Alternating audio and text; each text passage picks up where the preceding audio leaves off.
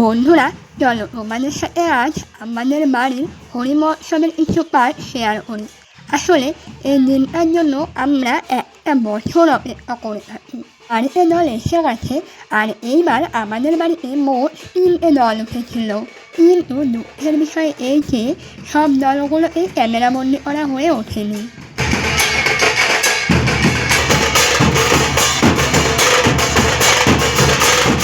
তো তোমাদেরকে তো বলেছিলাম যে এইবার আমাদের 3টে দল উঠেছিল, আর এই দলটা এসেছিল রাতের বেলায়। তো এখন মা আর বউ যে দলকে বরণ করবে, তো চলো তোমরা পুরোটাই দেখতে থাকো।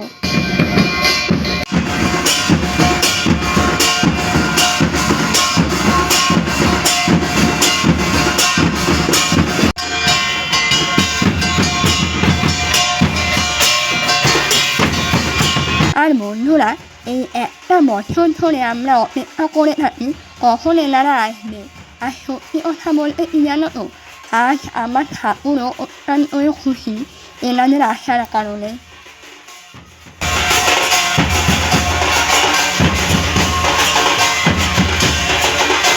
আর এদিকে আমরা ঠাকুর ঘরে যে পুরনো ঘর ছিল সেগুলোকে পুকুরের জলে ভাসিয়ে আবার নতুন করে ঘর পাতার জন্য প্রস্তুতি নিচ্ছি।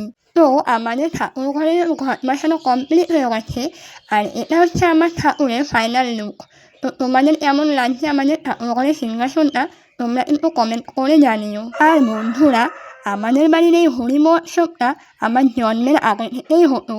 আর মা বাবার কাছে শুনেছি আগে নাকি ভীষণ বড় করে কাদামাটি খেলা হতো।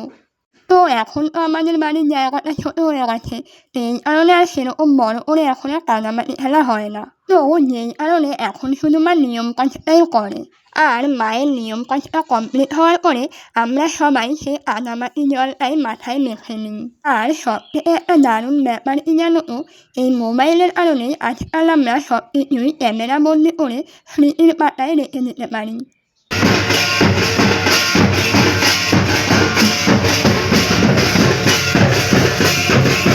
তো এটা ছিল ফাইনাল মহোৎসব, আর এখন এনারা চলে যাবেন।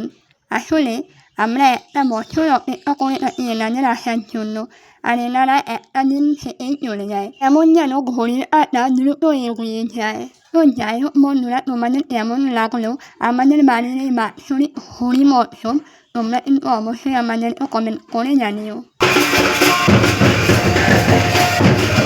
আর এদিকে মা নিয়ম কাজগুলো করছিল, তো সেগুলোই আমি ক্যামেরা বন্দি করছিলাম। এগুলোই একদিন স্মৃতির পাতায় থেকে যাবে। তো এখন নিয়ম অনুসারে মা ঠাকুর মন্দিরের চারপাশেও খোল ছিটাচ্ছে। তো এখন এনারা সবাই চলে যাবেন, তাই এনাদেরকে খেতে দেওয়া হয়েছে।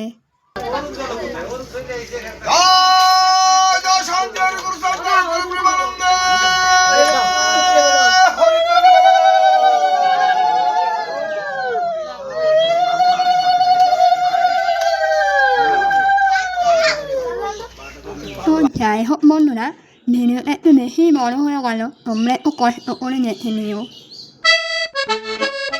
আর এদিকে বাবা সবার দেখভাল করছিল, কারোর কোনো অসুবিধা হচ্ছে কিনা।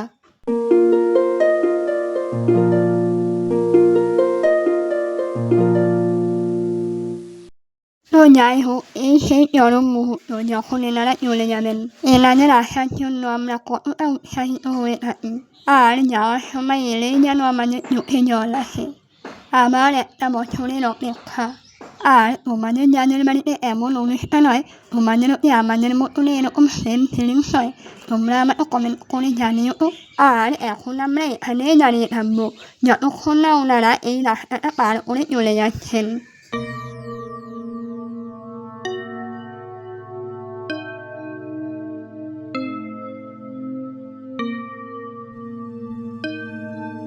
তো যাই হোক, এরপর আমি চলে যাবো বাড়িতে। আজ আমাদের অনুষ্ঠানে কী কী রান্না হলো চলো সেটাই তোমাদের সাথে শেয়ার করি। প্রথমে ছিল সাদা ভাত, আর তারপর ছিল ডাল, আর তারপর ছিল একটা কুমড়ো দিয়ে আলু দিয়ে সজনের ডাঁটা দিয়ে বাদাম দিয়ে একটা শুকনো তরকারি, আর তারপর ছিল পায়েস, আর তারপর ছিল মিষ্টি। এবং যেটা ছাড়া আমাদের মৎস্যটা পুরোটাই ইনকমপ্লিট, সেটা হলো তেঁতুল জল। তো যাই হোক বন্ধুরা, আজকের ভিডিওটা এইটুকুই। দেখা হচ্ছে নেক্সট ব্লগে। তো আজকের মতন টাটা।